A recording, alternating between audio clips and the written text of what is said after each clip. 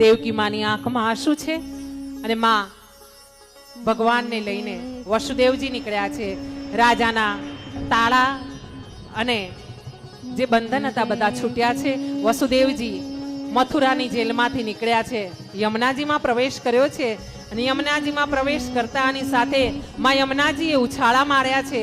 ઉછાળા મારીને માં યમુનાજી પોતાના સ્વામીના પગને પકડવા માટે દોડી રહી છે અને માં સ્વામીને પગે પડીને કહી રહી છે કે પ્રભુ, તમે મારા ખોળે આજે રમતા આવ્યા છો, તમારા ચરણોમાં સ્પર્શ કરું છું, તમને વંદન કરું છું. અને એવી રીતે માં યમુનાજીએ પ્રભુના ચરણોને વંદન કર્યા છે અને પ્રભુના ચરણોને સ્પર્શ થતા યમુનાજીએ તે ભાગમાં પોતે વેચાઈને રસ્તો દીધો છે.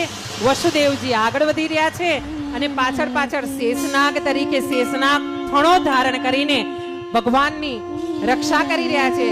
તોફાન છે, યમુનાજી ઉછાળા મારી રહ્યા છે, વરસાદ છે અને એવા સમયે વસુદેવજી ટોપલામાં નાખીને કૃષ્ણને ગોકુળમાં પધાર્યા છે અને આવીને ગોકુળમાં ભગવાનને લઈને નંદરાજાના ઘરની બહાર ઊભા છે અને નંદરાજાના ઘરની તરફ આગળ વધતા વસુદેવજી વિચાર કરી રહ્યા છે કે આ બંધ ઘરમાં જઈને બાળકને કેવી રીતે મૂકીશ.